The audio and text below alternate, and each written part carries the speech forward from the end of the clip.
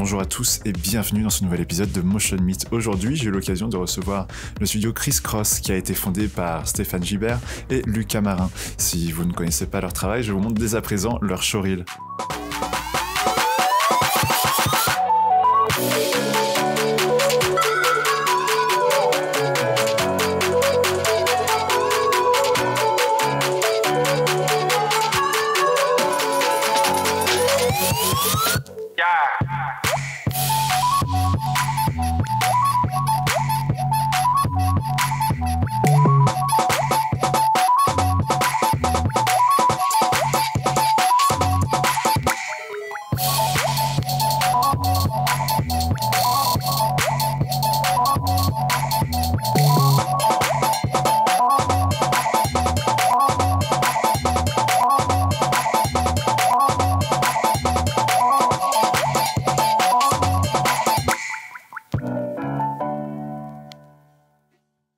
Avec Stéphane et Lucas, on a pu échanger sur les débuts de leur studio et pourquoi ils gardent tous les deux leur statut d'auto-entrepreneur. On a pu parler de certains de leurs projets au format atypique, comme des projections sur des terrains de foot ou bien encore des écrans de plus de 20 mètres de long. Aussi, si vous voulez participer et poser des questions aux invités qu'on reçoit dans Motion Meet, n'hésitez pas à aller vous abonner à la page Instagram. Et n'hésitez pas à nous dire ce que vous avez pensé de l'épisode en mettant un petit commentaire et n'hésitez pas à mettre un pouce bleu si vous l'avez aimé. Bref, j'arrête de vous embêter avec tout ça et je vous souhaite un très bon podcast.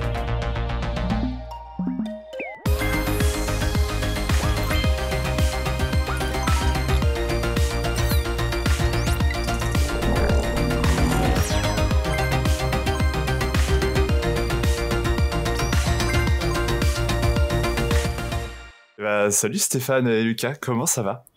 Salut, ça va très bien, et toi? Moi ça va très bien, Merci beaucoup d'avoir accepté l'invitation, en tout cas d'être là dans Motion Meet. Moi je suis très content de vous recevoir. Ouais, merci. Est-ce que vous pouvez vous présenter peut-être un peu rapidement l'un après l'autre? Du coup moi c'est Stéphane, je suis motion designer. En fait on est à Marseille, on bosse ensemble tous les deux depuis 2017, avant on était à Paris. Et moi, vite fait, mes études, j'ai fait un BTS Olivier de Serres communication visuelle. Ok. Ensuite, j'ai fait un DSA au lycée Jacques Prévert à Boulogne. Ok. Et ensuite, j'ai travaillé directement du coup avec Gédéon. Ouais. Et c'est là que j'ai un peu tout appris le motion design. Gédéon qu'on connaît un petit peu, ils sont déjà passés par Oui. Motion Meet. Et voilà, et après on s'est mis en freelance pour bosser à deux. Ouais, moi du coup on s'est rencontrés en BTS aussi en communication visuelle et après moi j'ai plutôt suivi un parcours de design UX UI, web et mobile, tout ça. Donc je suis parti à Gobelin. J'ai bossé en start-up en tant que designer et puis on est toujours resté un peu en contact et du coup on a commencé un peu à faire un peu du motion tous les deux et jusqu'à ce qu'on se dise allez go on se lance. Donc j'ai arrêté mon taf, et Stéphane aussi, et puis on s'est mis à faire du motion full-time tous les deux. Trop bien. Et du coup, vous faisiez déjà des projets ensemble depuis le BTS ou comment ça se passait? Vous avez déjà un bon feeling? On était en coloc ensemble et tout, enfin on est très bons amis depuis très longtemps. Mais au niveau des boulots, non, pas forcément avant, je pense. Pas trop, non, ça a vraiment commencé après, pendant les études où on était ensemble, on a bossé un peu ensemble, mais sinon, ça a surtout commencé en 2017, je pense. Ouais. Où tous les deux, on voulait un peu du renouveau et donc on a essayé de faire des petits projets perso. On a vu que ça nous plaisait et que ça marchait bien. Voilà. Et voilà. Du coup, vous êtes le studio Criss Cross. D'où c'est bien Criss Cross? Criss Cross, fallait trouver. C'est un peu dur à chaque fois de trouver un nom qui marche. On s'était dit, il faut qu'il y ait une ou deux syllabes déjà, pas que ce soit trop complexe. Ouais. Et je sais plus, c'était un truc sur le. En fait, c'était le thème de notre premier projet perso. Où on s'est dit, en fait, on aime bien le basket tous les deux, donc ça vient un peu de là aussi. Et on s'est dit, il faut qu'on se trouve un petit thème pour faire des petites animes perso tous les deux. Et du coup, on a eu ce nom, c'était le nom du projet. Et avec la croix, notre idée, c'était de toujours intégrer une croix dans nos animations. Ok. Donc à la base, c'était plus un projet, le nom d'un projet, le nom de code d'un projet, on va dire. Et puis après, les gens nous ont un peu appelés comme ça. Du coup, on s'est dit, allez, on garde ça. On n'a pas trop réfléchi, on voulait pas trop passer trop de temps à trouver un nom. Et puis, ouais, et puis c'est toujours le truc de, en fait, au début, t'es pas trop sûr du nom, puis après, en fait...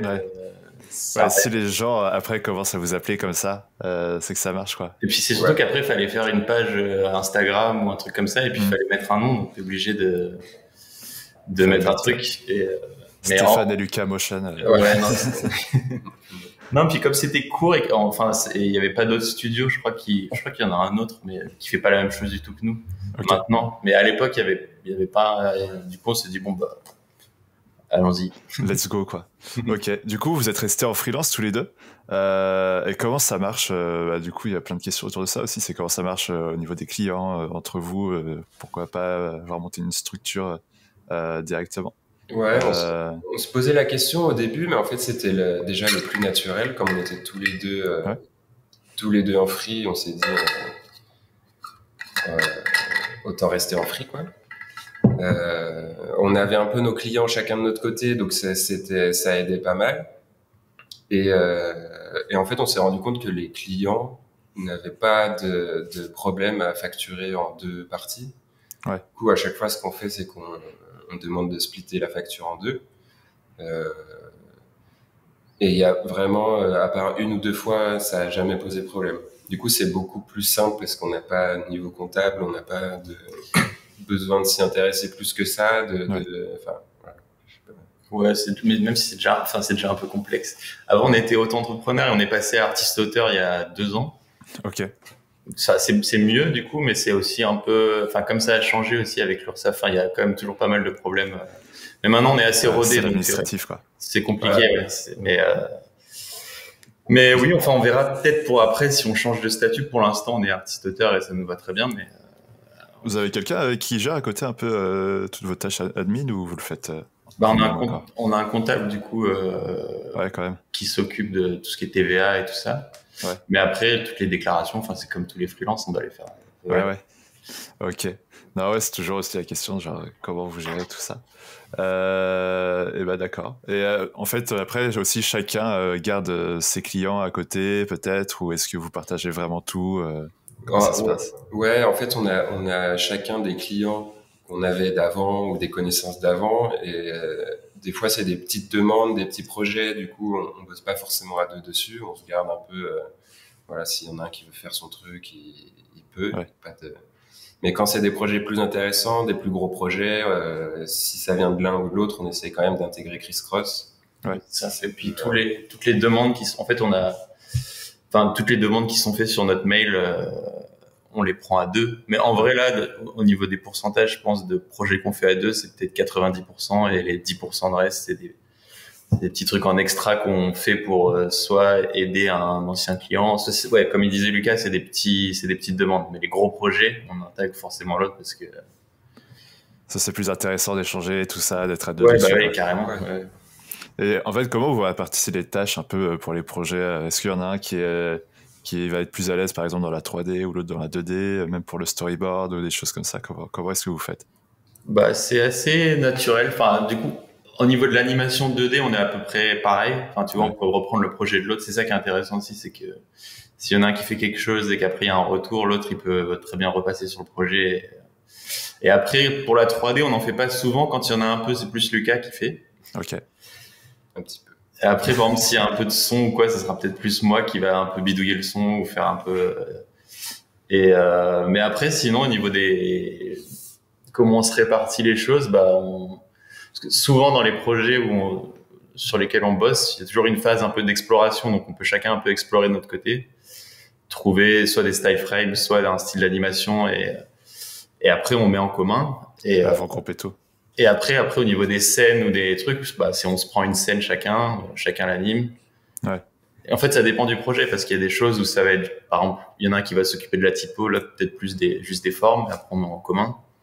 On arrive toujours à trouver notre compte et faire des trucs qu'on aime chacun tous les deux. Ouais, après, ça va dépendre du feeling par rapport à telle ou C'est ça. telle chose. Ouais, telle ou telle scène, s'il y a un truc, s'il y en a un ou deux qui a envie de tester un truc sur une partie, bah allez, go. C'est assez naturel, ouais. Et Et puis, est-ce qu'après, le fait aussi d'être à deux, ça vous challenge un petit peu de faire un truc mieux à chaque fois? Genre, vous voyez l'autre qui fait un truc bien et puis vous faites, non, ouais, je vais encore faire ça mieux, etc., etc. Ou... ouais, Ouais. c'est sûr que ça nous pousse là-dessus. Après ça arrive plutôt, on va dire, quand c'est des projets plus perso, Ouais. parce que quand c'est pas des demandes clients, quand c'est des demandes clients, voilà, on essaye de faire au mieux pour le client, on discute plutôt ensemble, donc ça c'est pas le même type de projet, mais carrément d'être à deux, bien sûr qu'il y en a un, il va tester un truc, du coup ça va motiver l'autre, ça va lui donner des idées, c'est assez cool. Ouais, puis même sur un projet qui peut être, ouais, qui peut être un peu plus chiant, par exemple, ça permet de se motiver aussi. Si l'autre fait quand même, enfin, si on fait quand même un truc vraiment bien, au moins ça motive les deux à se dire, même si à la base on pensait que c'était pas forcément intéressant, en fait, ça devient intéressant parce qu'on Ouais, ouais. C'est là que ça aide quand t'as un peu pas trop envie de faire ce truc-là, où tu te dis bon, ça va pas être très intéressant, et que tu vois que l'autre il arrive quand même à trouver des idées intéressantes pour ça, ça donne envie de le faire à fond. D'aller plus loin et de challenger le truc à fond, quoi. Ouais, ouais. Ouais, c'est ça qui est bien. Et après, même pour échanger les idées, etc., quand peut-être il y en a un qui arrive un peu moins dans un truc, peut-être que vous... Ouais, ça c'est assez pratique dans les phases de recherche ou quand quelqu'un est pas trop inspiré par un projet ou par une demande. Globalement, sur nous deux, il y en a toujours un qui va trouver quelque chose pour pour lancer le projet et donner envie. Trop bien. Oui, c'est ça, parce qu'il y a le fait de pas être seul, quoi, dans ces moments-là aussi, c'est mieux, je trouve que. Ouais, Ouais. non, c'est clair. Surtout au début, dans les phases de recherche où tu sais pas trop, t'as une demande, tu sais pas trop où ça peut te mener, t'as un peu du mal à te projeter dedans. Ouais. Et puis là, t'as l'autre qui va dire, ah mais non, mais si, on pourrait peut-être essayer ça, et ça commence une piste. Enfin, ouais, vraiment, pour le début, je pense que c'est un bon... Ouais, peut-être que vous avez des références un peu différentes parfois, et du coup, ça peut amener à quelque chose de bien à la fin pour mélanger tous vos styles, quoi. Ouais, carrément. Est-ce que ça vous dit qu'on passe au double expresso? Pour vous expliquer, le double espresso, c'est je vais vous donner deux choix et vous devrez en choisir qu'un. Donc c'est la première fois que je fais avec deux personnes en même temps. Comment on fait du coup? On répond en même temps. Chacun. Vous répondez en même temps le premier. Non, bah ouais, chacun votre tour. Peut-être que on verra comment vous répondez. Et ça va peut-être être le bordel, je sais pas. On verra. Donc du coup, c'est parti pour le double expresso. Thé ou café? Café. Film ou série? Série. Film. Motion ou design? Motion. Ah, ça vient en même temps. 2D ou 3D? 2D. Solo ou en duo? Duo. Projet perso ou projet pro? Les deux. Les deux. Projet perso pour amener des projets pro. Mac ou PC? PC pour maintenant. le boulot Ouais. et Mac pour la détente. Mac avant, mais PC maintenant. Avec ou sans ref? Avec, plutôt avec. Couleur ou en noir et blanc? Couleur. Dynamique ou enivrant? Dynamique. Texture ou flat? Plate, je dirais. Texture. Avec ou sans plugin? Sans. Ah ouais, Sans. de moins en moins. Et enfin, Paris ou Marseille? Marseille. Marseille. Ok, bah très bien, c'est terminé. Ça a été. Ça va, c'est Ok, bah du coup, comme la dernière question, on peut parler de votre emménagement sur Marseille. Vous étiez à Paris au départ et puis vous avez choisi d'aller vers Marseille. C'est vrai qu'au départ, on se dit peut-être que c'est bien de commencer sur Paris parce que c'est là où il y a plein de projets de com, etc. Mais du coup, pourquoi ce choix? Ouais, en fait, du coup, donc on était à Paris, on a commencé ce projet à Paris, et on a fait nos études à Paris, donc c'était naturel d'être à Paris pour faire ça. Ouais. Et après avoir pris un peu d'ampleur, on s'est dit, on a commencé à chercher un bureau. On a trouvé que c'était un peu cher à Paris de se trouver un bureau quand tu commences, faut mettre beaucoup d'argent dans le lieu, alors que au début, t'en gagnes pas énormément. Et puis c'est un peu aussi un moment de notre vie où nos copines voulaient aussi un peu plus d'espace et travailler dans un meilleur environnement. Et du coup, on s'est dit pourquoi pas Marseille. On a postulé pour avoir des locaux avec un organisme qui s'appelle Yes We Camp. Okay. C'est ceux qui font ou qui faisaient les grands voisins à Paris. C'est un incubateur. En fait, ils prennent des lieux qui sont un peu vacants pendant 1 ou 2 ans et ils les réhabilitent pour faire des ateliers, des logements sociaux. Du coup, il y avait ce truc-là à Marseille et on a On a postulé, on a été à Marseille. En fait, moi, j'étais déjà allé à Marseille l'été, enfin, juste l'été d'avant, 3-4 jours pour voir un peu. On était en vacances avec ma copine. Si vous connaissiez pas du tout avant la ville ou si un petit peu? Moi, j'étais jamais venu à Marseille. Ouais, moi. Ok. Mais comme tout le monde, on en avait entendu parler et on voulait voir aussi ce que c'était. En fait, c'était trop bien. Ouais. Et du coup, oui, on a été pris à ce truc. Et en fait, après, tout allait assez vite, quoi, parce qu'il fallait trouver un appart. C'était beaucoup plus facile de trouver à Marseille qu'à Paris. On a trouvé en même pas une semaine, nous. Ouais. Et après, eux, ils sont venus 1 mois et demi, 2 mois après. Ok. Et ouais, puis une fois qu'on y est, c'est trop dur de repartir en fait parce que Une fois que t'as passé un été, je pense, parce qu'on arrive en plein hiver et c'était pas. C'est différent, quoi. mieux arriver au printemps qu'en hiver. Ouais. Mais après, tu t'y fais. Et, ouais. Ah, c'est clair, avec la mer, tout ça à côté, c'est pas Ouais, mal, et quoi. en fait, quand on était à Paris, on s'est dit, mais on n'a pas besoin de ça. Ce qu'il faut, c'est voilà, qu'il y ait plein de clients autour, qu'il y ait une émulation, tout ça. Et en fait, quand tu vis à Marseille, enfin, en tout cas, moi, je me suis rendu compte que le climat, le confort, c'était vachement important aussi Ouais. pour ta vie pro. Et du coup, ouais, je regrette pas du tout. Est-ce que ça a changé un peu quelque chose pour vous au niveau de vos clients, etc. ou Ouais, pas du tout? vraiment très peu parce Non. que la majorité de nos clients, on les voit pas en fait. Ouais. C'est que en ligne, c'est à l'étranger.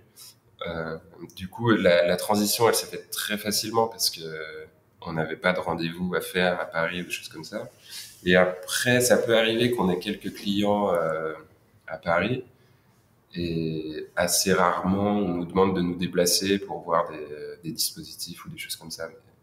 Oui, ça, on en parlera peut-être après dans le projet, mais oui, on était monté 2 ou 3 fois à Paris pour le Ouais, projet. quand ça reste occasionnel, ça va, quoi. Si vous deviez faire le déplacement tous les jours, je pense que c'était. Ouais, Ça mais il y a serait plus personne compliqué. qui demande ça. Puis je pense aussi depuis le Covid, il y a beaucoup de gens qui travaillent depuis chez eux. Ouais. Et donc ça pose. On a plein de clients qui sont en agence à l'étranger et qui font tous les calls depuis chez eux aussi. Donc c'est vraiment pas. Non, il y a vraiment aucun problème là-dessus, quoi. Non. Ouais, mais je pense que c'est vrai depuis le Covid, parce que même nous, quand on était partis au début, on avait un peu l'idée de repasser à Paris tous les mois. Enfin, je sais pas pourquoi. Ouais. Enfin, après, Ça se faisait pas encore. on a tout plein d'amis là-bas encore. C'était aussi plus pour ça. Et aussi, je pense qu'il y avait un peu une petite nostalgie. Enfin, je sais pas, moi j'avais ça au début. Ouais, on s'est dit c'est pas loin, on peut rentrer assez vite. Mais en fait, une fois qu'après tu restes à Marseille, tu te dis mais pourquoi j'irai un week-end à Paris? Oui, c'est clair. Du coup, à part pour voir des amis, quoi. Et en fait, pour le boulot et tout, nous, ça changeait pas trop, mais ouais. Enfin, c'était un peu une période, je pense, la première année, tu te fais un peu à la ville de Marseille et tu essaies un peu de rester à Paris aussi. Puis après, au final, bah, tu restes.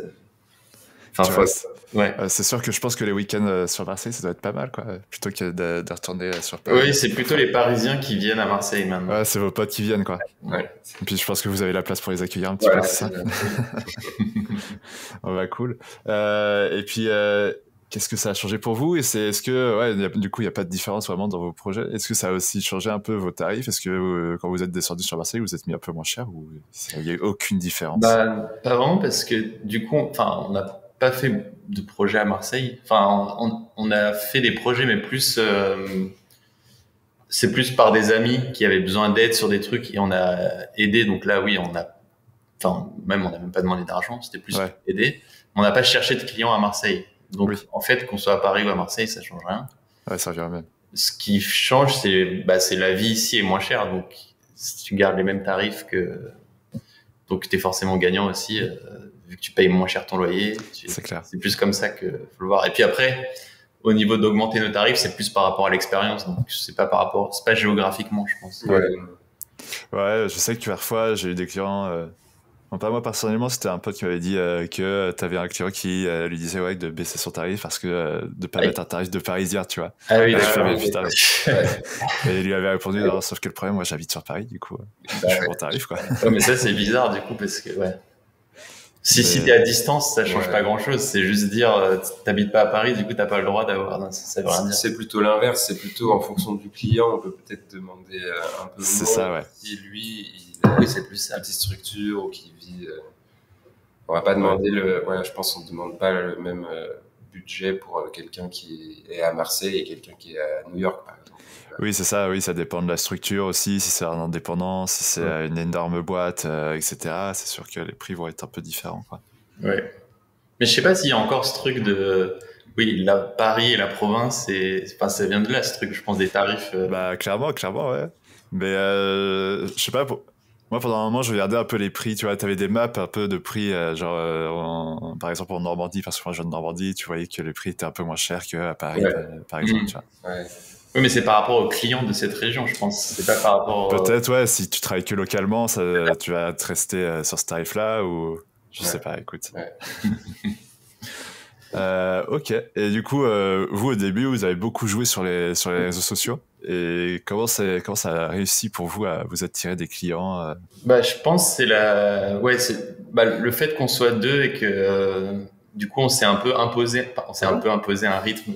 On voulait poster régulièrement des choses pour pouvoir parce qu'au début on n'avait rien. Enfin, on a juste créé la page et on en avait préparé un peu, je pense, avant de poster. On avait déjà bossé pendant un mois, donc on en avait du coup on faisait des gifs de je sais pas 5-6 secondes. Ouais. Et on en avait peut-être 8 de près qu'on voulait poster chaque semaine. Et après, le but, c'était de continuer jusqu'à ce que ça monte et qu'on gagne un peu de visibilité. Et à cette période-là, on n'avait pas quitté nos boulots encore. Ouais. On faisait ça un peu sur le côté. Et c'est après, justement, quand on a vu que ça a commencé à marcher on a commencé surtout avec Dribbble. Ouais. On a vu que ça a commencé à marcher là-dessus et qu'on commençait à avoir un peu des demandes. C'est à partir de là qu'on s'est dit, on peut peut-être let's go, quoi. À fond là-dessus. Je crois qu'on a commencé en octobre 2017, je crois, et notre premier vraiment, après on a eu mais notre premier gros client, enfin le premier gros projet, c'était en janvier, par exemple, de l'année d'après. Ok, ça va, hein. C'est pas mal. Mais on sait pas comment ils nous ont trouvé, pourquoi, mais ils nous ont trouvé. Ouais. C'était qui ce projet-là? Et du coup, c'était Production Club. Ok. C'est une grosse boîte de production à Los Angeles qui s'occupe de... C'est quoi? C'est toute la scéno. En fait, ils font toute la scéno des gros concerts. Ok. Et nous, c'était pour 2 DJ, ça s'appelle The Chainsmokers. Je sais pas si tu connais. Ouais. Ok. Et du coup, nous, on devait faire le motion pour une chanson. Du coup, c'était un truc assez graphique, assez 2D. Donc, ils avaient un grand écran derrière eux et nous, c'était juste une chanson sur tout le show. Et voilà, c'était ça notre truc. C'était de c'est faire pas mal comme premier projet en vrai. Ouais, c'est le premier gros projet. Ouais, ok. Ah, nice, stylé. Et eux, ça devait être par Dribbble, Ouais, je pense que c'était par Dribbble, parce qu'on n'avait pas Instagram au début, je crois, on était que sur Dribbble. Ouais, mais en même temps, 2017, c'était vraiment l'explosion de Dribbble, tout ça. Instagram, on mettait un peu moins de choses, je pense, dessus. C'était plus de la photo, Instagram. Ok. Et vos projets perso, en fait, vous les prenez vraiment comme des challenges à chaque fois pour vous renouveler, c'est ça? Enfin, pour essayer d'aller plus loin dans ce que vous savez faire? Ouais, on essaye parce que souvent, on est pas mal pris par des boulots clients. Et souvent, on peut être un peu frustré de voir plein de choses ou avoir envie de tester des choses. Et puis, donc, on essaye de les pousser pour certains projets, mais parfois, c'est pas possible. Et ça nous permet, les projets perso, ça nous maintient en forme, on va dire, pour tester des nouvelles choses et des choses que les clients auraient un peu peur d'accepter, par exemple. Oui, c'est ça, ça permet de faire des trucs que vous n'avez pas l'habitude de faire et de dire aux clients, si, on a déjà fait ce projet-là comme ça. Ouais, et de progresser et de tester de nouvelles choses. Ouais. En fait, les projets perso, je pense, faut le voir. Nous, c'est ce qu'on a essayé de faire au début, c'est de faire des choses qu'on aime pour après qu'on te demande la même chose, mais pour un vrai projet. Ouais, c'est ça. Et donc là, ça marche bien parce que du coup, tu t'y retrouves dans les deux. Après, là, en ce moment, on a des projets aussi qui sont bien, mais c'est un peu éloigné aussi de ce qu'on fait, par exemple, dans nos projets perso. Ouais. Mais oui, c'est sûr qu'il faut toujours quand même revenir, je pense, il faut trouver le bon équilibre entre les deux. C'est un équilibre à trouver entre projet perso pour avoir des nouveaux clients après, ou alors pour pouvoir s'investir plus sur un projet qui est plus esthétique et qui va rapporter de l'argent. Ouais. Et progressivement essayer d'avoir des demandes qui tournent autour de ce qu'on a vraiment envie de faire. Et du coup, là, maintenant, vous arrivez à avoir vraiment cette part de clients qui vient pour ce que vous aimez faire ou... On en a une part, ouais. Et, donc ça, c'est assez cool. Mais on a toujours aussi, comme beaucoup, je pense, des projets qui sont plus, qui sont moins intéressants. Ouais, mais bon. Ouais, alimentaire. Voilà. Mais l'idée, c'est d'en avoir de moins en moins. Ouais, c'est ça. Bah, de toute façon, je pense qu'on est obligé d'avoir ce petit projet-là à côté aussi. Ouais, bien sûr. Et c'est parfois assez intéressant. Même là, en ce moment, on bosse avec une agence qui est une équipe super intéressante. Le projet en lui-même, il pourrait être plus intéressant, mais c'est quand même assez passionnant. On découvre des nouvelles personnes, on bosse avec des gens super intéressants. Donc, il y a quand même quelque chose à prendre qui nous plaît bien, quoi. Oui, c'est ça. Puis même dans ce genre de projet, il y a toujours en fait, faut réussir à apprendre des choses. Parce qu'il y a After, c'est tellement grand qu'il y a plein d'effets, plein de techniques qu'on apprend aussi la même sur des choses où on n'est pas forcément habitué. Ouais. Et même de bosser avec d'autres personnes, on voit eux comment ils font les projets et puis on apprend des petits détails. C'est assez cool. Ouais, c'est pas mal. Et puis même, parfois, tu as des clients qui viennent avec peut-être un graphisme, une charte graphique qui n'est pas du tout dans votre style ou dans notre style, et ça va nous permettre d'essayer d'approfondir ce truc-là. Ouais, complètement, de se pousser un peu, de se forcer un peu à essayer de nouvelles choses. Mais ouais, je pense qu'en fait, parce qu'en fait, on est motion designer, donc en fait, on sait animer. Ouais. Mais il y a aussi ce côté, direction artistique. Enfin, les deux sont un peu liés, donc c'est sûr que nous, on aime. En fait, quand tu as de la direction artistique, tu te mets beaucoup plus en danger. Ouais. On l'a fait de temps en temps. Et après, tu as ce côté aussi animation où on t'appelle juste pour l'animation. Donc, c'est un peu de trouver la balance entre ces deux trucs-là aussi, je pense, entre faire des projets beaucoup plus créatifs où on donne plus de nous et faire des projets peut-être un peu plus techniques où on va te prendre parce que tu sais bien animer, que tu connais bien After et que tu as un bon rythme. Ouais, et puis pour notre style d'animation aussi. Ouais. Pour une manière d'animer. Ouais, bah ça, c'est quand même assez créatif d'animer par des moments. Oui, bah oui. De trouver les bonnes transitions, le bon rythme, etc. Ouais, quoi. c'est vrai. Et vous avez vos projets, c'est plus souvent vous avez tout en même temps, enfin tout le global, genre le design et l'animation, ou c'est un peu juste l'animation parfois ou des trucs comme ça? C'est plus souvent surtout l'animation. Ouais. On va, ça dépend, mais souvent on peut arriver, le client va arriver avec une DA, avec quelques écrans et il veut mettre ça en vie. Et puis après nous on va créer d'autres écrans, d'autres style frame de transition, des choses comme ça, pour enrichir ce langage. Mais nous on bosse surtout sur la DA motion.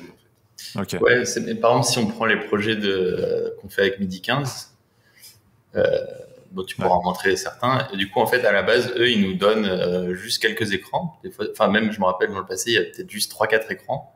Et après, on arrive à faire 30 secondes avec ça et créer des nouveaux trucs. Et c'est aussi comme ça, en fait, s'il y a une DA en fait, c'est une DA qui est pas forcément figée, qui nous laisse place, nous, pour interpréter. Et c'est ça qu'on aime aussi, c'est de pouvoir interpréter, de voir les transitions. Ouais. Et il suffit qu'il y ait juste quelques compos typos, quelques formes, peut-être une forme de masque un peu spéciale qu'on peut après nous étirer en animation. Ouais, ils arrivent avec une base et puis après ils vous laissent libre sur le reste, quoi. Ouais. Mais après on a fait des projets aussi où on était en DA à la base. Enfin, il y a un projet qu'on avait fait pour une boîte qui s'appelle Userwise. Okay. Où là du coup on s'est un peu plus mis en danger, où c'était vraiment, on a tout créé de A à Z, quoi. Donc voilà, c'est bien de faire les deux, je pense. Ouais, d'équilibrer un petit peu. Puis même ça vous change, vous, dans la vie de tous les jours. Parfois c'est bien d'avoir juste de l'anime. Et, c'est ça, oui, carrément. Et parfois c'est un peu plus challengeant d'avoir la DA, quoi. Du coup, pour vous, les projets perso, c'est vraiment un game changer dans peut-être une carrière ou dans un book, etc.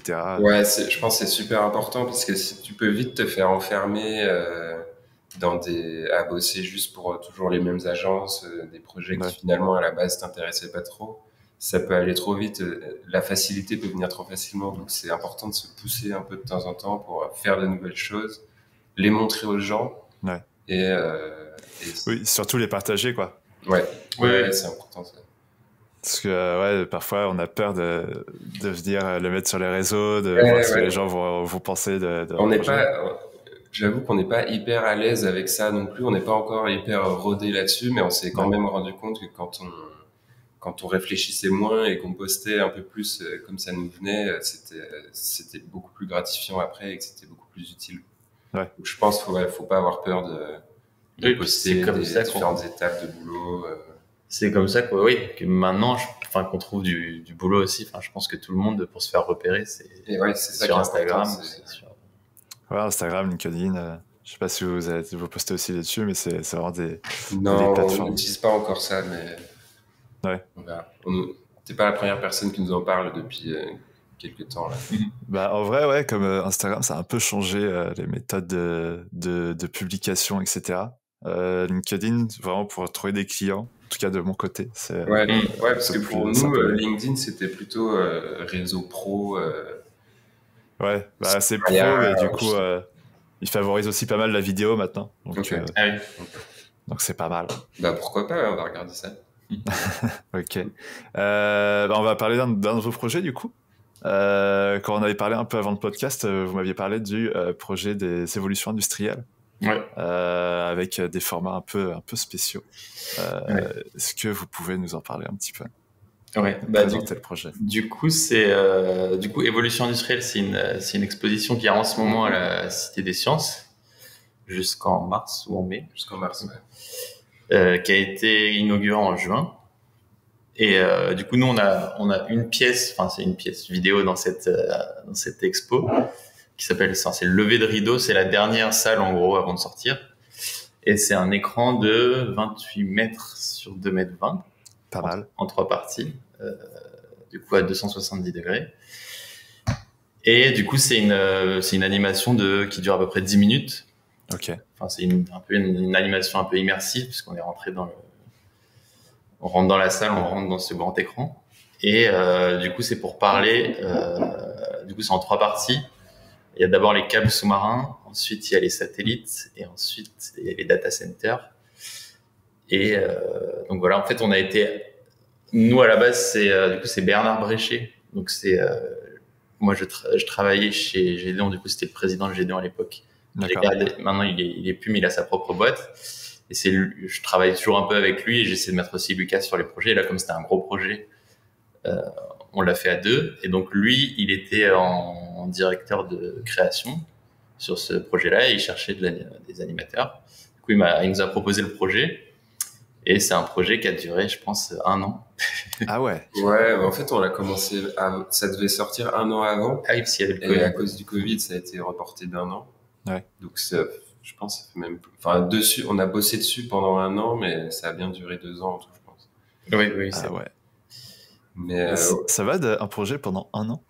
Après, c'est pas en full time. En fait, il y avait des périodes où on bossait pendant peut-être 1 ou 2 mois. Ok. Puis après, mais sur la fin, il y avait toujours des petits retours. Donc en fait, c'est vrai que c'est dur de planifier dans ce genre de cas parce que tu dois forcément te garder 1 ou 2 jours par semaine pour faire les modifs. Ouais. Puis en plus, à ce stade-là, les modifs, c'était refaire un export 15 000 par je sais pas combien. Donc plus, ça prenait toute la nuit. Enfin bref. Ok, nice. Tu dois t'organiser. Enfin, on avait plus de place sur nos disques durs. Et on était contents le jour où c'était fini. C'était vraiment rendu. Mais après, on a appris vraiment beaucoup sur ce projet parce que travailler sur des très gros formats comme ça, c'est... Un très gros format, en plus 10 minutes, c'est pas non plus tous les jours des vidéos de 10 minutes. Ouais. Puis il y avait des particules, il y a plein d'effets. Ouais, là on s'est vraiment rendu... En fait, c'était... on a pu aller voir de temps en temps ce que ça donnait, mais ils n'avaient pas le dispositif final. Donc en fait, on allait tester au planétarium de la Cité des Sciences, donc, qui est 2 fois plus grand que nous, l'écran sur lequel on devait travailler, mais c'était pour se rendre compte du côté circulaire de l'écran. Ouais. Mais parce que nous, la plupart du temps, on bossait sur nos écrans et comme disait Stéphane, la résolution c'était quelque chose comme 15 000 par 700, un truc comme ça. Du coup, c'est hyper fin et sur ton écran, tu vois jamais la totalité ou alors c'est trop petit et c'est très dur de se rendre compte du mouvement des animations. Même de la taille des textes, par exemple, par rapport à un humain. Donc c'est hyper important de tester parce que quelque chose que nous, on va faire bouger de gauche à droite sur notre écran qui va passer en 2 secondes, par exemple, on se dit, ça va. Mais sauf que quand tu es sur place et que du coup, ta forme, elle parcourt 20 mètres en 2 secondes, tu te chopes un sacré torticolis à chaque fois. C'est hyper important de mesurer et de faire une animation différente, plus lente, Ouais. plus réfléchie, aussi plus évidente, parce qu'en fait, quand tu es devant l'écran, tu regardes pas forcément là où quelque chose se passe. Donc c'est là que ça devient important de faire des focus pour amener le regard vers un endroit et après commencer ton animation. Enfin, c'est des, euh, des dynamiques complètement différentes que sur un format HD, quoi. Ouais. Et surtout pour vous, c'était pas un challenge parce que moi, quand je vois vos productions, c'était plutôt quelque chose d'assez dynamique, Oui. de faire quelque chose d'un peu plus lord, un peu plus Ouais, enivrant. mais c'est ça, c'est justement en voyant sur écran beaucoup plus gros qu'on s'est rendu compte qu'il fallait vraiment Ouais. qu'on calme. Ouais. Parce qu'il y a Puis des même choses au qui niveau des, bougeaient vraiment oui, beaucoup des trop flashs ou vite. des. Ouais. Mais après, on avait quand même, enfin, il y avait quand même des transitions entre les parties. On a pu faire des particules, on a pu faire des trucs un peu, mais ça restait un peu plus lent quand même. Ouais. Mm. Mais tu peux pas faire un flash de deux images. Enfin, toute la salle en fait, elle devient blanche et après. Ouais, c'est ça. Après, je pense que c'est compliqué pour les gens Ouais. à l'intérieur. Mais non, mais après, c'était intéressant aussi de. Enfin, on a trouvé notre compte parce qu'on a pu faire des trucs assez. Enfin, il y a des trucs qu'on est assez fiers. Ouais, c'est pas mal parce que c'était très grand et ça durait 10 minutes, donc c'est assez long, mais finalement, on pouvait découper en pas mal de parties et il y a des éléments à des endroits où on s'est éclaté sur un petit bout d'anime et qui était intégré dans un beaucoup plus grand écran, donc il y a plein de niveaux de travail qui étaient assez intéressants. Ouais. Et du coup, comment est-ce qu'on prépare ce genre de projet? Est-ce qu'il y a vraiment une réelle différence par rapport à une vidéo qu'on peut faire, je sais pas, en normal, en 1920, en pur HD, quoi, par rapport à un... Ouais, la différence c'est que ça correspond à 3 ou 4 écrans HD, donc tu Ouais. fais ouais. Après, ouais, on a été bien aidé par du coup Bernard qui lui a fait un peu un premier, enfin il a fait les planches à peu près toutes les parties. Il Ok. a placé les images, après on a rechangé aussi pas mal de trucs après. On avait déjà une base quand même sur certains sujets. Du coup mais c'est vrai que c'était dur de se lancer. En fait, il y avait quand même des parties qui se ressemblaient parce qu'il y avait une fresque dans chaque partie. Du coup, il y avait des codes qu'on pouvait reprendre pour chaque truc. Mais après, les autres parties étaient un peu différentes. Par exemple, il y en a où on commençait par une énorme map, un dézoom. En fait, ça mélangeait pas mal de choses parce que ça mélangeait la typo, des formes, des transitions, des grosses maps. Il y avait aussi plein de vidéos shutter, il y avait plein de photos parce qu'on a bossé aussi avec une documentaliste. Ok. Enfin, il y avait tout plein de sources en fait, il fallait mettre ensemble, quoi. Donc, en vrai, chaque partie était un peu différente. Et là, c'est pareil que ce qu'on disait tout à l'heure. En fait, on a un peu regardé les parties, on s'est dit, bon, moi, je fais celle-là. Moi, je préférerais faire celle-là parce qu'il y a un peu plus de trucs comme ça. Donc, en fait, on s'est un peu séparé les trucs après aussi. Ouais. Mais ouais, je sais pas s'il y a une méthode, en fait, faut juste prendre au cas par cas, puis après essayer de mettre tout ensemble, quoi. Ouais.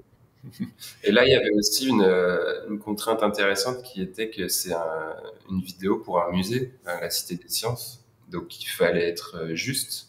Il fallait pas il fallait vraiment être cohérent. Donc, vérifier avec des scientifiques si, je sais pas, parfois, par exemple, on a dû redessiner des satellites ou animer des choses. Et il fallait que ce soit vrai. Il fallait pas que ce soit juste beau. Ça marchait pas. Il y avait tout plein de validations légales et tout Du ça. coup, on apprenait des choses aussi. On a appris plein de trucs. Puis c'était un sujet super intéressant, en fait, c'était rendre visible ce qui ne l'est pas, en fait. Mais je sais pas si tout ce qui est lié à Internet. Ouais, tout ce qui est lié à Internet. Enfin, c'est des sujets qui nous dépassent, en fait, parce que c'est des énormes données. Et du coup, c'était un peu comment montrer un câble sous-marin. Comment on a Internet, en fait, c'est par un câble sous-marin qui est énorme, qui est fait qui est amené dans l'eau par des énormes machines, qui racle le sol de l'océan et qui fait tel problème. Mais en fait, c'était pas non plus un truc pour dire que c'est négatif, mais pour montrer l'état des choses actuelles, quoi. Ouais, pour s'en rendre compte, quoi, pour que les gens aient au moins conscience de ce qui se passe. C'est ça. Mais ouais, je pense que c'est intéressant. Enfin, ça vaut le coup d'aller le voir pour se rendre compte un peu de l'immensité du problème qu'on fait actuellement. Bah ouais. Ouais. Du coup, vous me dites que vous avez pas mal appris avec ce projet-là. C'est quoi un peu les choses vraiment à savoir, à prendre en compte ou tout au contraire les erreurs que vous avez pu faire et qui seraient pas, que maintenant vous ferez plus?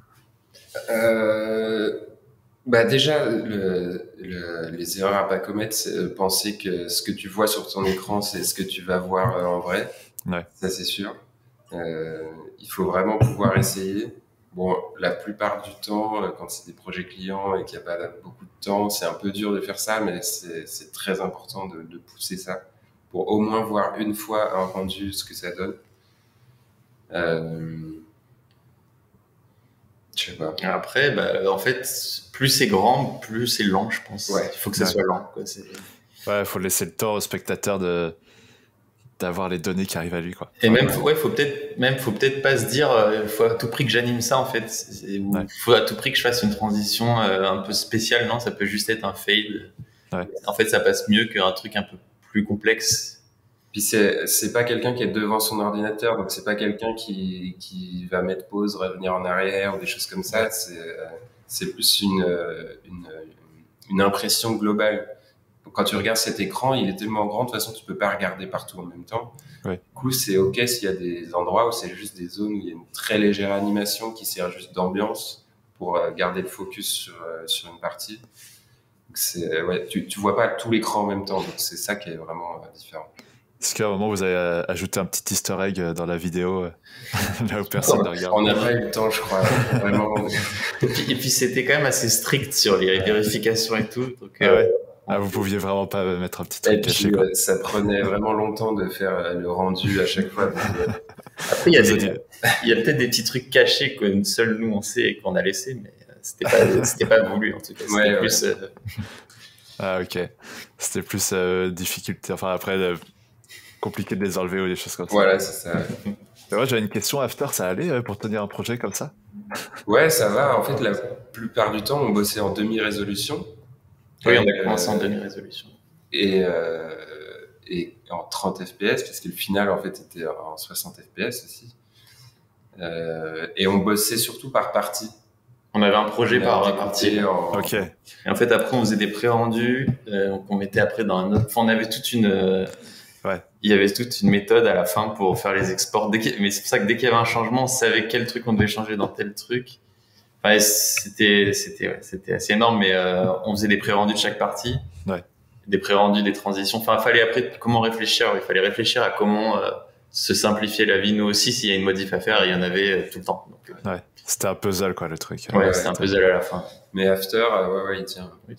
Ok. Ouais, parce que je me dis, quand vous m'avez dit le format, je me suis dit, putain, il a pas craché After, tout ça, c'est quoi ce bordel? Si, de temps en temps, mais mais ça allait. Ça allait au final, ok. Puis il y avait les nuits pour faire les rendus, quoi. Ouais. Après, moi, j'avais une question, c'était quoi la plus grosse difficulté? Mais peut-être que on a un peu parlé de ça. Sur ce projet-là? Ouais. Ouais, c'est les temps de rendu, je pense. C'est la taille d'écran aussi, je pense, si on avait un écran énorme. Ouais. En fait, on pouvait même pas, il nous aurait fallu, je sais pas, peut-être 4 écrans 4K pour avoir une espèce de meilleure vision du truc. Mais on voyait jamais, en fait, dans son entièreté, le projet. Ou alors c'était petit, et ça servait à rien. Ok. Est-ce que vous aviez un truc à rajouter sur ce projet-là? Non, mais en tout cas, allez voir l'expo. Ouais. Okay. Il y a plein d'autres dispositifs aussi dans l'expo. Ah, c'est cool. Ouais. Ok. Et vous avez pas pu y aller, vous m'avez dit encore? Si, finalement, j'ai pu y aller le week-end dernier. Ah, ok, trop bien. En fait, je pense qu'on n'y est pas allé tout de suite parce que déjà, on devait aller à l'inauguration et elle a été annulée. Ouais. Et après, je pense que, comme on t'a dit, comme on bossait depuis 1 an ou 2 dessus, je pense qu'on a apprécié aussi prendre un peu de recul avant de retourner le voir. Et là, en fait, on l'apprécie beaucoup plus avec du recul. On n'est pas là à regarder tous les défauts, tout ce qu'on aurait dû rendre différemment. Ça va, tu as pris ça comme un nouveau spectateur, d'un nouvel œil? Ouais, c'est ça. C'est ça. Complètement. Voilà, presque. Presque. Ok. Du coup, on va un peu continuer avec ces projets-là, de formats un peu spéciaux, parce que vous en avez fait pas mal, vous m'avez dit, notamment avec Adidas, Nike, etc. Est-ce qu'il y a un projet dont vous voulez peut-être plus parler? Vous m'aviez parlé d'Adidas, peut-être? Ouais, ça c'est un projet qui revient souvent parce que c'est un de nos premiers projets de ce type-là. Et qu'on a vraiment beaucoup. C'était assez complet, ouais. C'était en 2018, je crois. Ouais. Et on aime bien bosser aussi justement autour du sport et parce que ça nous permet de faire de l'anime assez dynamique. Ouais. Et là, le projet, en fait, c'était un tournoi organisé par Adidas, un tournoi de street foot, où le terrain de foot, c'était un écran, en fait. C'est des dalles. C'est des dalles de LED.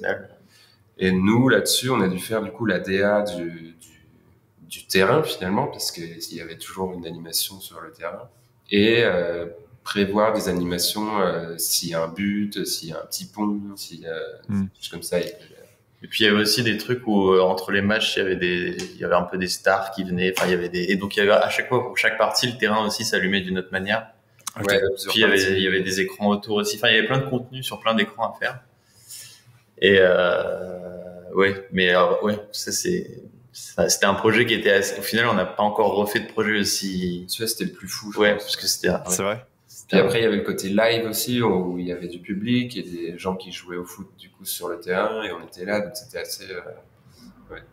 C'était cool. Vous avez eu des petites places, vous avez pu inviter des potes aussi là-bas, tout ça. Un petit peu. Il n'y avait pas beaucoup de place pour les potes, mais ouais, c'était bien.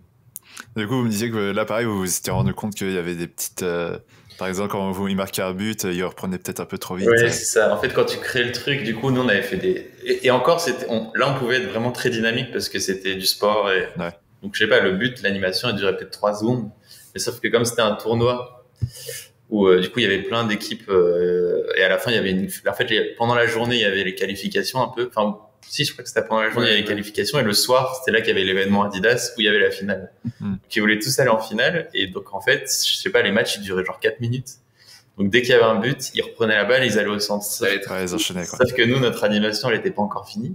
Ouais. Donc, en fait, mais je pense de petit pont, on l'a jamais. Oui, par exemple, c'est ça. Il y a une animation qui a un petit pont, mais c'est qu'en fait, de toute façon, t'étais dans le noir. Ouais. Et en fait, il y a tellement de trucs que je sais pas si, enfin, il y a des gens sur l'écran. Enfin, voilà, c'est vraiment. Mais encore une fois, c'est là que c'est important de pouvoir tester avant. Mais encore une fois aussi, la plupart du temps, on n'a pas le temps. On veut faire plein de choses. Et là, surtout qu'on avait pu tester avant. On avait pu tester avant un peu la veille, quoi. Ouais, mais oui, enfin, la veille, donc on n'allait pas refaire les animes, puis on n'avait pas vu des gens avec un vrai terrain, enfin, pendant un match, quoi. Ouais. Donc, mais bon, au final, le rendu est super, parce que c'est quelque chose que t'as pas l'habitude au final, c'était pas très grave, je crois. Parce que, et puis aussi, je pense que on n'aurait pas pu faire autrement. Parce que, oui. Il y avait des demandes aussi pour toutes ces actions. C'est le client qui voulait une animation petit pont. On ne va pas juste faire enfin, ça aurait pu peut-être durer 1 seconde de moins. Mais, mais au final, de toutes les animes qu'on a fait, c'était assez complet. Bon, on pourra te montrer, des exemples. Et à la fin, il y avait un concert aussi où. Ah oui, on a fait un DJ set où aussi, pareil, le sol servait pour faire du VJing, quoi. Vous avez vraiment fait le truc complet, du coup, à la fin, vous aviez animé le sol pour le concert. On a un peu repris tous les trucs qu'on avait fait, on a à peu près, enfin, après, on a refait des transitions, on a un peu testé c'était marrant. Enfin, c'était très complet comme projet. Ouais. Et du coup, l'animation du petit pot, elle est sortie pendant le concert ou pas? Je sais même pas. C'est possible. En plus, il y avait du sound design sur certaines animes.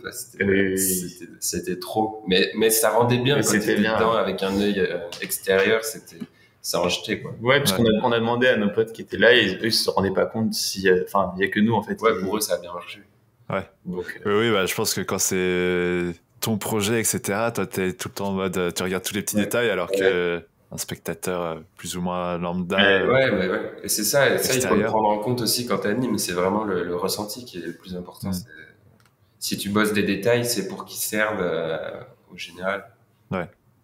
Ouais, c'est ça. Ou même parfois vous faire kiffer juste. Après, vous dites à vos potes, mais si, mais là j'ai mis particulier, tout ça.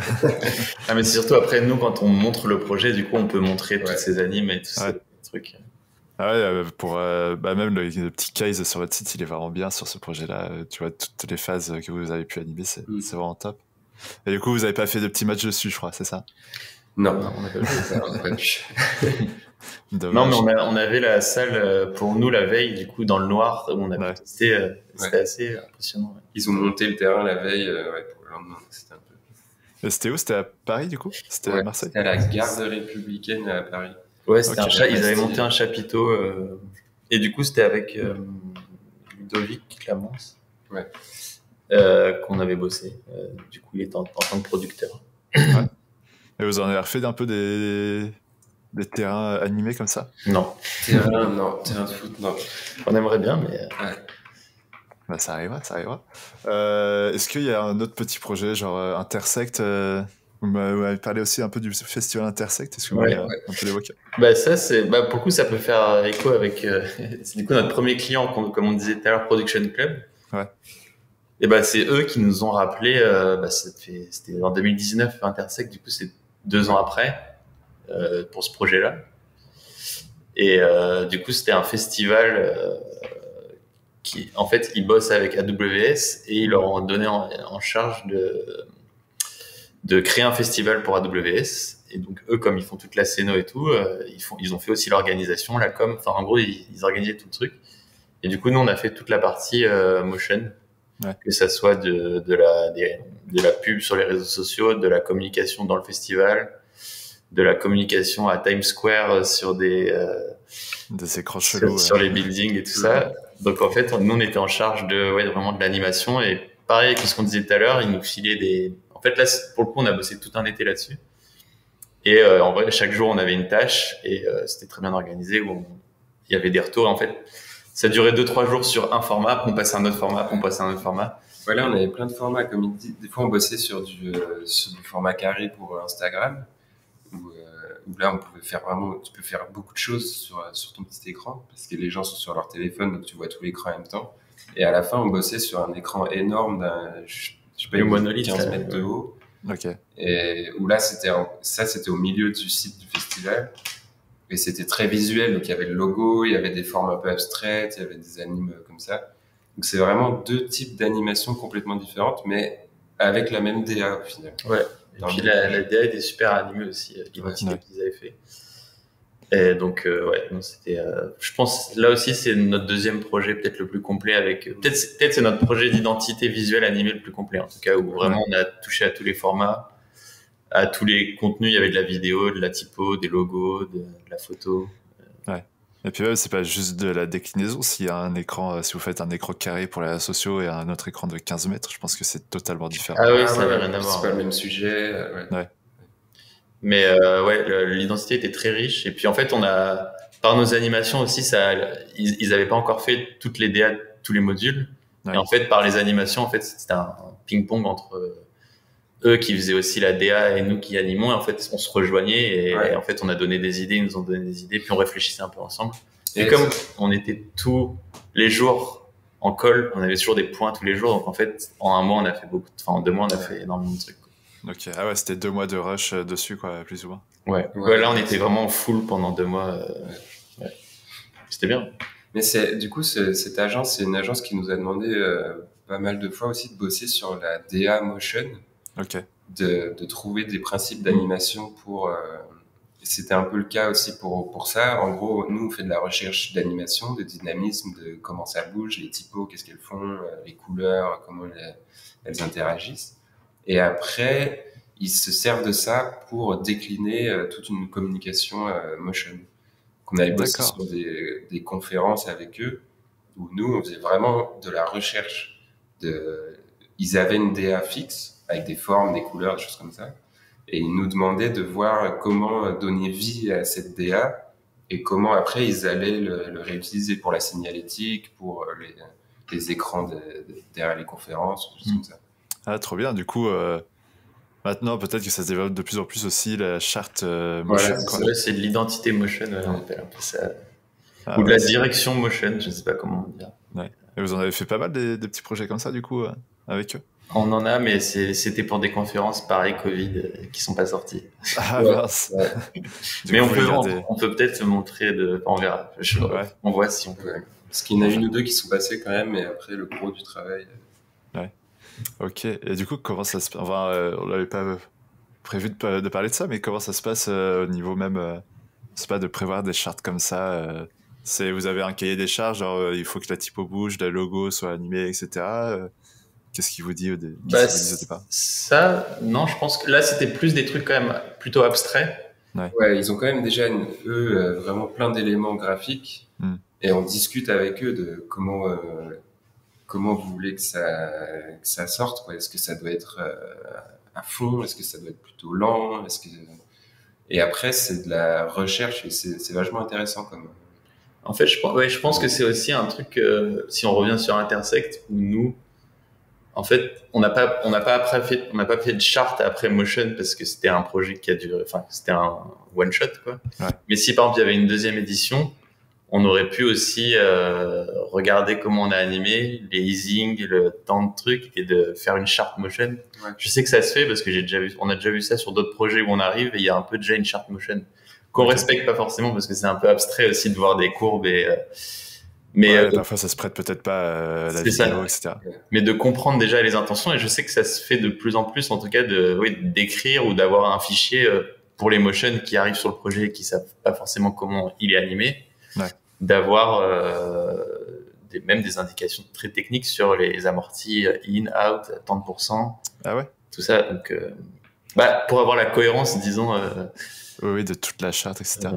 Oui, sur un même projet, peut-être. Ouais, je sais pas, j'ai jamais eu ça. Nous, par exemple, comme on bosse très souvent sur les mêmes projets et sur des parties différentes, on se met un peu d'accord après avoir fait nos recherches sur les amortis, sur les durées des animations, sur des choses comme ça, pour que ça soit cohérent après. Parce que sinon tu passes d'une scène à l'autre et il y a une scène qui est beaucoup plus rapide. Il faut pouvoir pas se sentir qu'il y a deux personnes qui ont bossé. Que c'est un seul et même truc, quoi. Mais ça passe aussi par ça, non, c'est bon, tous les deux, vous avez l'habitude, vous connaissez par cœur, vous savez. Vous savez quand ça se passe. Ok. Et même pour assembler vos fichiers, vous faites comment si vous passez par Premiere aussi, enfin vous avez un fichier à part que vous montez, etc. En général, on bosse chacun sur une partie et après on a un fichier master mais que dans After. En fait, on est un peu en besoin d'une version collaboratif de After, ça serait vraiment top. Et vous avez testé projet d'équipe? Ouais, on a testé, mais ça se met pas à jour bien.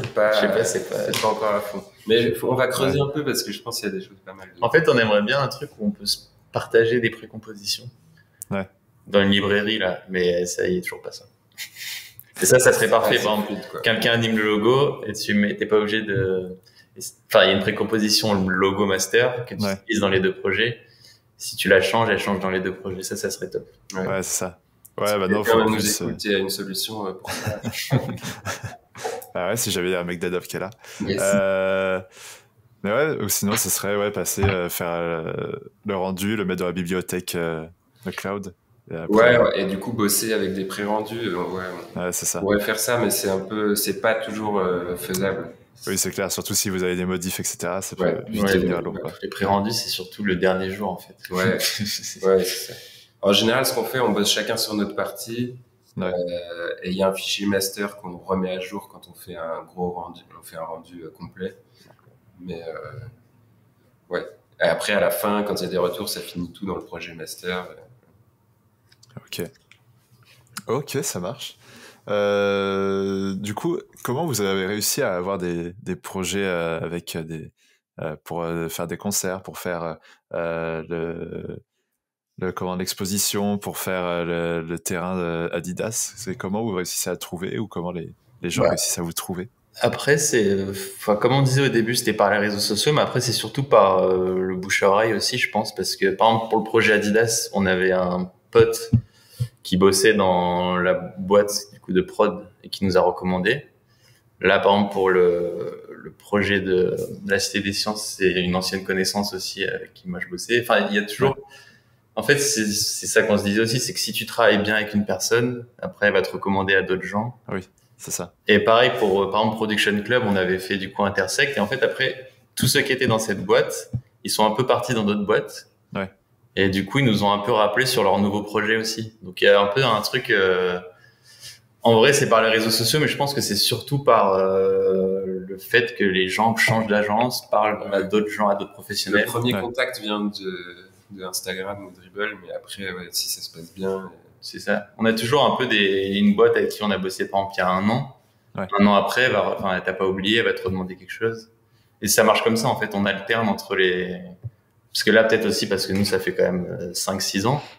Au début, c'est peut-être un peu plus dur, mais au bout de 2-3 ans de travail dans plusieurs agences, c'est en fait ça de bien travailler pour que les gens te rappellent. Et après, d'être sympa, tout ça. Oui, voilà. Mais là, je pense que c'est plus comme ça qu'on a eu après des bons trucs parce que il y a un côté humain quand même où on bosse avec les gens et c'est pas juste on envoie des mails ou. Ouais. C'est pas juste voilà le rendu et point quoi. Ouais. Et au début aussi, il faut se mettre un peu en risque, je pense, et accepter beaucoup de choses qu'on te demande, des projets pour lesquels tu n'aurais pas forcément eu envie de bosser à la base. Mais t'essayes et puis peut-être qu'après cette personne va avoir un autre projet. Enfin, au début, je pense qu'il faut tout prendre. Il faut pas avoir peur. Ouais.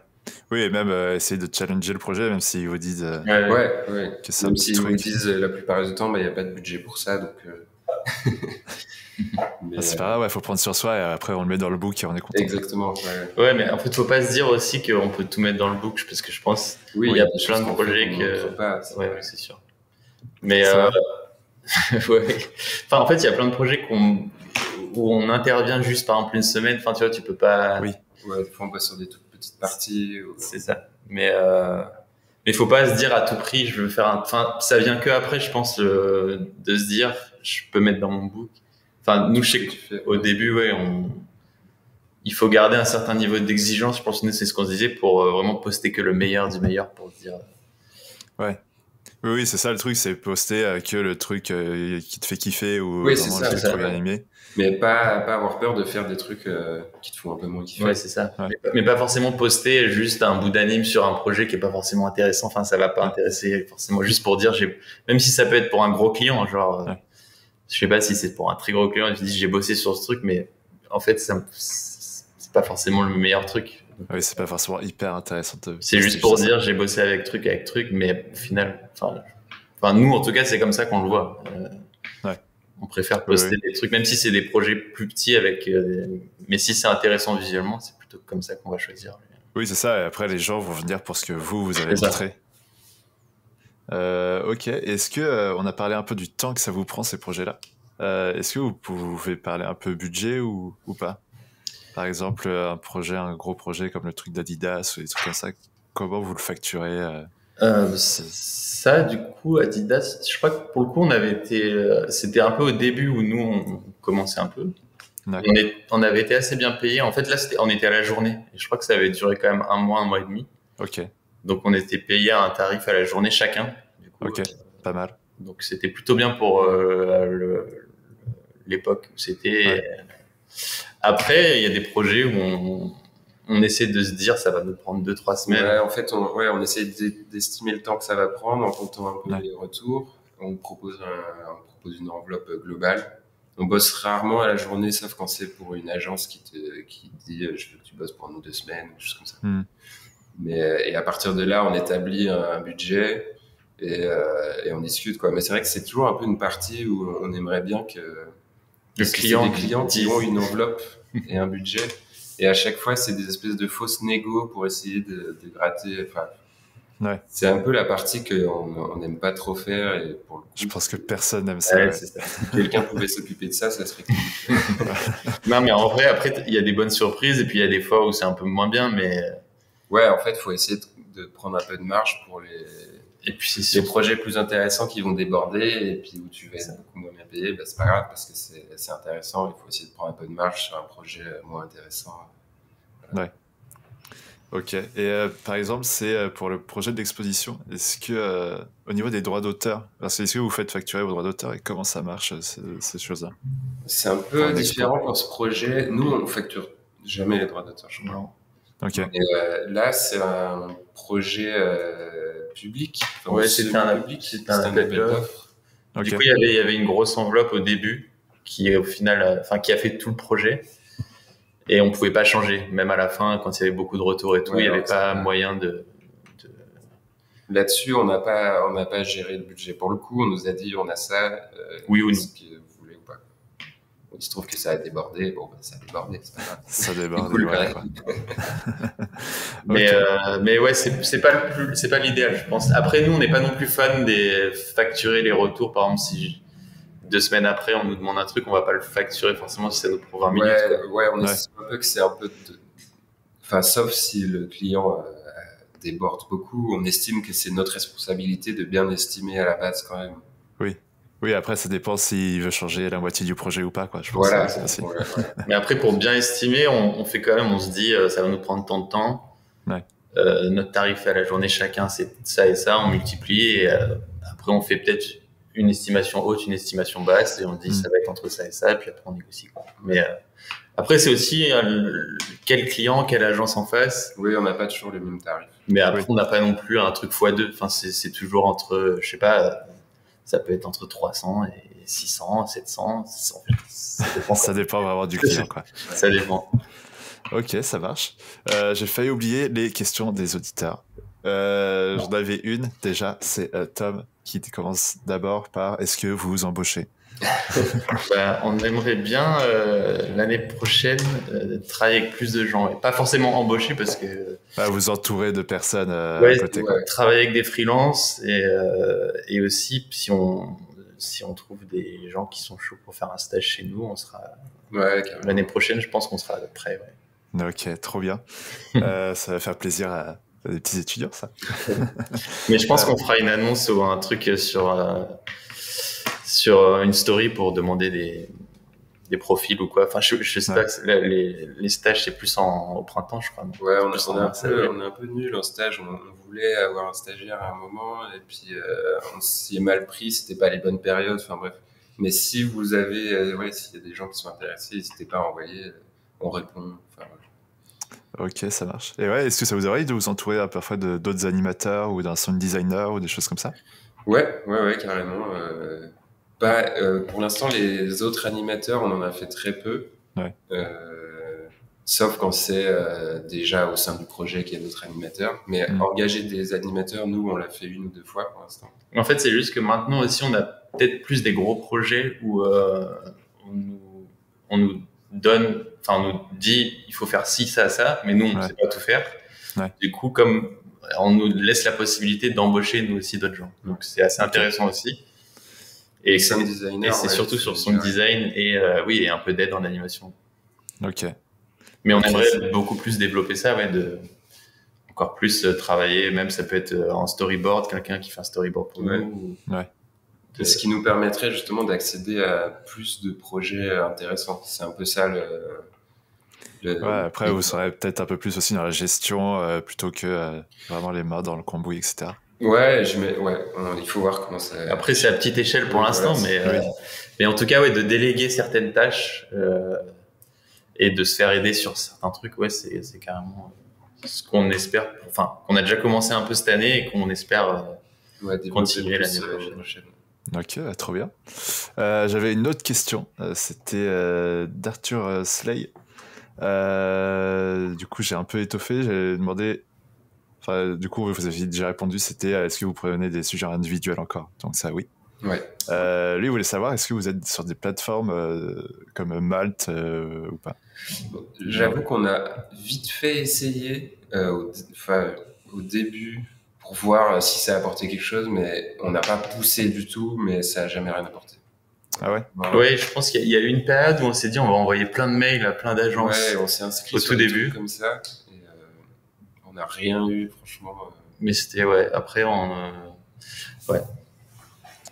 Ouais, j'avais des potes qui étaient un peu dessus, mais apparemment, il faut vraiment être hyper actif tous les jours. Ouais, je pense. Et puis les tarifs, c'est très bas aussi, non? Enfin, c'est ce qu'on a vu. Ouais, c'est de pire en pire, je crois aussi, non? C'est pas de pire en pire aussi. Il y en a. En fait, comme c'est une sorte de catalogue. Enfin, pour moi, tu vois, je vois ça comme un catalogue de gens qui sont là. C'est comme quand tu vas sur, je sais pas, Ikea ou Asos, tu vois, tous tes trucs là. Et je sais pas. Parfois, oui, il y a pas mal de jeunes, de débutants qui vont là-dessus pour se lancer. Mais tant mieux. Et en plus, si ça peut te pousser à faire des projets et à te donner des contraintes, des vraies contraintes, tu vois. Mais on n'a pas énormément forcé, mais on n'a jamais. Ça n'a jamais marché. Le meilleur truc qui a marché pour nous, c'est vraiment de poster régulièrement sur Dribbble ou sur Instagram. Et même aussi d'essayer de discuter avec d'autres gens sur ces plateformes pour essayer de se challenger, de faire c'est un truc qui est pas mal, c'est de faire aussi les petits challenges qu'il y a sur, je sais pas, 36 Days of Type, par exemple, tous les ans, ou le monde des challenges, ou des choses comme ça. Ça te pousse à faire des choses et ça te fait rencontrer d'autres gens. Ça, je pense que c'est le meilleur truc pour te faire remarquer après. Ouais, c'est clair. Et puis, comme ça, t'intègres directement, entre guillemets, une communauté, tout ça. Ouais, exactement. C'est pas mal. Et pour continuer un peu sur les plateformes comme Malte, parfois ce qui est sympa, c'est que au niveau des facturations, du budget, au moins tout est carré, le client te paye par la plateforme. Et du coup, tu n'as plus ce truc-là, genre d'attendre peut-être le client qui va peut-être pas te payer, etc. Là, c'est assez carré. Ouais, nous, on n'a jamais trop eu de problème avec les factures, à part des gens, des fois, qui mettent un peu longtemps à payer, mais en les rappelant, ils payent. Mais ce qui nous est arrivé de faire une ou deux fois quand c'est un client qu'on ne connaît pas du tout, et puis on a peut-être un peu des doutes, c'est de lui faire payer en avance un petit acompte, 50% par exemple. Surtout si c'est un gros projet, en fait. On va pas s'engager sur un mois de projet avec quelqu'un qu'on connaît pas trop et qui peut pas avancer un peu. Donc, ça nous est arrivé peut-être une ou deux fois de faire ça. Ouais, c'est ça. Bah, je pense qu'on avait demandé après un acompte parce que il y avait un truc qui était un peu bizarre sur une fois, donc on s'est dit on va tout le temps demander. Mais après, au final, une fois que tu as bossé avec une agence et que ça s'est bien passé, c'est plus avec les nouveaux. Ouais, les nouveaux, vaut mieux peut-être demander un acompte. De toute façon, ça se fait. Oui, c'est ça. Ouais, et être très clair sur le budget aussi au début et ce que tu vas faire. Ouais, faut pas. Un client, quoi. Surtout quand c'est un client, que c'est pas une agence et que c'est un client, c'est pour lui, c'est son produit, c'est son truc, et qui a pas forcément l'habitude de bosser avec des motions. Ouais. C'est bien d'être assez clair là-dessus, quoi. Ouais, faut pas être timide là-dessus. Ouais. Ok, bah on touche doucement à la fin du podcast du coup. Sauf si vous aviez un sujet qu'on n'a pas évoqué et que vous vouliez absolument parler là. Non, je crois pas. Je crois qu'on a pas mal discuté. Yes. Moi, j'avais encore une question. C'était quoi un peu vos inspi du moment? Où est-ce que vous allez les chercher? C'est pas forcément du motion, ça peut être très bien un film, un livre que vous lisez, une BD, je sais pas. Bah, c'est beaucoup, c'est surtout la première inspi, c'est sur Instagram quand même. Ouais. Et c'est surtout du motion. Mais ouais, quand tu parles en dehors de, c'est intéressant aussi, je sais pas, d'aller voir des expos ou des choses comme ça, et même qui bougent pas. Ouais. Et de sortir de Instagram justement, et ça donne pas mal d'idées de voir, je sais pas, des tableaux, de la peinture, des choses comme ça, et d'essayer avec l'œil de motion, en fait, ça donne des idées, des inspi, et ça te donne envie de tester des choses. Ouais. Ouais, en termes de composition, tout ça, t'as des choses qui ont déjà été faites, qui sont juste trop bien, quoi. Et même ça donne une inspiration de ouf. Ouais, même dans les livres, là, moi, en ce moment, je lis des nouvelles c'est Ray Bradbury, c'est des nouvelles sur Mars, et donc c'est des petits textes courts, mais en fait, c'est très abstrait. Et du coup, tu peux voir, enfin, ça peut donner des idées aussi, juste quelques passages de ce genre par exemple, de nouvelles de science-fiction sur des choses abstraites que tu peux après mettre en motion, par exemple. Donc, ça peut aussi donner des idées de composition et tu peux te dire, c'est ton script, il est là, par exemple. Ouais. Donc, c'est un peu comme ça que je vois aussi, c'est pas penser en motion, mais c'est se dire, il y a des trucs à prendre un peu partout, ça peut être le début d'une idée, quoi. Ça peut être. Ok, trop bien. Mais après, en termes d'inspiration pure, oui, en ce moment, c'est surtout sur Instagram. Ouais. On pourra te mettre des liens des images de trucs qu'on aime bien en ce moment. Ah bah allez-y, balancez. Je sais pas si vous avez vu la dernière vidéo de Ordinary Folks, il me semble. D'hier, oui.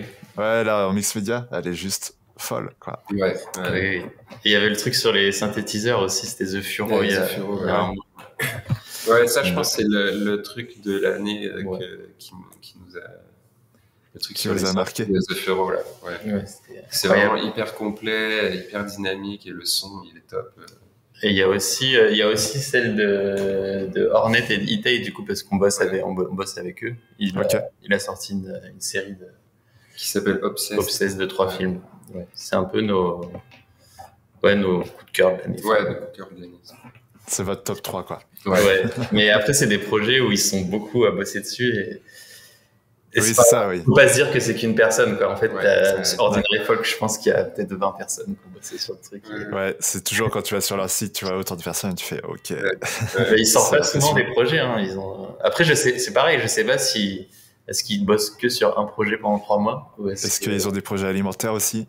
Je pense. J'imagine. Mais oui, en tout cas, c'est toujours, même si tout seul, c'est impossible à faire ça, c'est toujours bien de... ça fait rêver, quoi. Clairement, ça fait rêver. Ah, c'est clair. Bah non, ça fait du bien aussi de se dire, bon, il y a des projets comme ça qui existent. Et après, c'est se dire comment je les ai, quoi. Ouais. Et puis au début, quand tu commences le free, tu te dis que tu peux tout faire tout seul, tu vois. Et c'est après, plus tu bosses avec d'autres gens, que tu te rends compte que bosser à plusieurs sur une vidéo, ça va être beaucoup plus riche, que t'es pas obligé de tout savoir faire, mais tu peux apporter juste ta partie. Ouais. Et ça se voit assez sur les vidéos d'Ordinary Faults, justement, où il détaille un peu qui a fait quoi. C'est vachement enrichissant de voir ça. Il me semble que c'était peut-être l'année dernière, ils avaient un peu... je sais pas si c'était un gros studio comme ça qui avait décrit un projet, comment il fonctionnait, etc. Genre, t'avais le motion qui disait, ouais, bah moi j'ai fait ça comme ça, je suis passé par CKD, ensuite After, ensuite machin. Ouais. Et après, t'avais l'autre gars juste qui faisait l'illustration et qui montrait ses trucs. C'était pas mal intéressant. Si je le retrouve, je mettrai le lien en description. Il y a le compte aussi du coup, c'est Thiago 7K qui bosse souvent sur ces. Nous, on avait bossé avec lui sur un projet pour Moss. Et lui, pareil, c'est un mec ultra fort dans After. Et du coup, sur son compte Insta, il montre un peu des coulisses des scènes sur lesquelles il travaille. Et c'est assez impressionnant. Ouais. C'est vrai. On pourra mettre en lien. Bah ouais, on mettra le petit lien en dessous. Ok. Est-ce que vous avez un petit message pour ceux qui nous regardent ou pas? Pour ceux qui débutent, peut-être un petit conseil. Conseil je pense qu'il faut pas hésiter en tout cas à se faire un profil Instagram ou n'importe quel réseau et commencer à poster des trucs le plus rapidement possible, je pense. Ouais. Et après, oui, s'associer. C'est toujours non, mais en vrai, sur plein de choses, s'associer, c'est toujours mieux. Enfin, même nous, par exemple, c'est Chris Cross Studio, mais au final, on est que 2. Ouais. Et juste d'être à plusieurs et que ce soit 2 ou 3, je sais pas c'est quoi le bon nombre, parce que après, s'il y a un nombre où ça va pas, je sais pas. Mais du coup, il y a aussi plein de gens qui viennent nous voir parce qu'ils croient vraiment qu'on a un gros studio aussi, ce on essaye de devenir aussi, mais ça permet d'être aussi plus gros et d'avoir plus de confiance et de... Je sais pas comment dire, mais je pense que... bosser avec des gens, quoi, je pense que c'est un truc important, même si c'est aller bosser dans des espaces de coworking Ouais, s'entourer, c'est la clé, quoi. Ouais, parce qu'on peut pas faire tout seul. Ouais, on peut pas faire tout seul. Ouais, non. Pas avoir peur de se lancer sur des projets et d'accepter des projets, même s'ils n'ont pas l'air hyper fun au début. Ouais. Essayer d'apprendre sur chaque projet, quoi. Ouais, puis en fait, toujours bien travailler, quel que soit le projet, même si le projet est pas intéressant.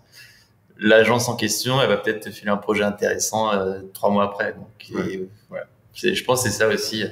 Et c'est ce truc d'arriver après à avoir plusieurs agences et en fait, elles vont forcément rappeler si ça s'est bien passé. Donc, il faut pas avoir peur de se dire, pendant un mois, j'ai rien. Ouais. Et du coup, dans ce mois-là, plutôt faire des projets perso pour alimenter d'avancer. Ouais, c'est ça. Parfois, un mois, ça peut faire peur sans avoir aucun projet. Ouais. Mais comme tu dis, c'est le moment où il faut se challenger un petit peu. Ouais, après, c'est facile à dire, mais c'est pour ça aussi, les challenges qu'il peut y avoir sur Instagram, je pense que c'est un bon truc. Nous, on avait fait le 36 Days of Time, juste les chiffres. Bon, on était 2, mais... Donc mais rien que ça, c'était déjà... ceux qui font tout l'alphabet. Ils sont chauds. Peut-être qu'ils se préparent pendant toute l'année. Ils en font un par semaine, je sais pas. Mais c'est bien, ça donne une contrainte et ça te force à faire quelque chose. Mais nous, on avait commencé... on avait fait les chiffres et on s'était dit, du coup, si t'en postes un, t'es obligé de poster les c'est ça. Donc là, on était obligé de le faire. Donc, en fait, aussi, même si c'est pas forcément... bien, mais en fait, je pense que il faut s'imposer en fait un rythme. Ouais, c'est la contrainte. C'est la contrainte, et si t'es obligé de faire une anime dans 2 jours, tu vas la faire. Et en plus, c'est pour toi, donc, Oui, c'est ça. En fait, que du bonus. Faut arriver à se donner les contraintes que le client il se donne. Il te donne en deadline, et il faut se les appliquer à soi. C'est ça le plus dur, je pense. Une fois que tu y arrives, je pense, c'est ça la clé. Ouais, après, c'est pas grave si c'est pas forcément parfait, quoi. Oui, surtout si tu commences, c'est normal, tu vas progresser, et c'est en faisant que tu vas progresser. Faut pas avoir peur tout le monde n'a pas le même niveau. C'est clair. Mais après, oui, au début, je pense que c'est bien d'être quand même en agence. Enfin, je sais que moi, c'est là que j'ai tout appris aussi. À Gédéon, et il y avait des gens ultra talentueux qui m'ont appris à animer, et que j'aurais jamais fait. J'ai eu la chance d'avoir un stage, j'ai eu la chance, mais après voilà, c'est aussi un peu de chance de tomber sur les bonnes personnes au bon moment. Oui, qui te donnent les petits tips, etc. quoi. Mais dans tous les cas, même maintenant, on arrive à s'entourer pas mal. Il y a des petites communautés qui se forment, notamment Motion Café, il y a un Discord, tout ça. Mais même sur Insta, c'est pas hésiter aussi à aller parler à des gens, et te demander mais comment t'as fait ça? Carrément. Les réseaux sociaux, ça sert pas qu'à partager, du contenu en tout cas, ça sert à partager des connaissances aussi. Ouais. Mais Discord, nous, moi, je sais pas trop dessus, j'ai pas trop compris encore tous ces trucs. Ça fait un peu léger de dire ça. Mais... Non, mais. Ouais, c'est une sorte de forum, quoi. Plus ou moins, en chat, c'est un Slack, quoi. Je sais pas si Slack ouvert. Ouais, c'est ça. Et du coup, c'est pas mal pour échanger des tips parfois, ou quand on est bloqué. Ouais, je sais que parfois, une fois ou deux, j'étais bloqué sur un projet et puis ils m'ont sorti un plugin de l'espace pour faire un truc. Et du coup, tu dis, ah oui, on peut faire ça comme ça. Mais regardez ça. Ah oui, mais du coup, faut être invité. Non, vous pouvez rentrer. Je pouvais vous envoyer le lien après, si vous voulez. Hein. Venez. Ok, très bien. Et est-ce que vous avez quelqu'un que vous aimeriez voir dans un futur podcast ici? Ouais. Il y a des amis à nous, très bons amis. Je sais pas si tu les connais, mais du coup, Benjamin Geffroy et Inalou Kaketi, qui font qui étaient au Gobelin en Motion, qui font pas mal. Eux, c'est plus à la main. Enfin, c'est un peu différent de nous. Ouais, c'est plus tradi. C'est plus tradi, mais ça mélange plein de trucs. Enfin, c'est super ce qu'ils font, que ce soit l'un ou l'autre ou les deux ensemble. Ok. Donc voilà. Donc voilà. Ok, j'essaierai de les contacter. Écoutez, merci beaucoup les gars pour ce podcast. C'était vraiment très intéressant et très cool de vous avoir tous les deux. Merci à toi. Merci à toi. Ouais. Et puis on se dit à une prochaine du coup. Yes, ça marche. Et si vous avez aimé ce podcast, n'hésitez pas à mettre un petit pouce bleu et peut-être un commentaire.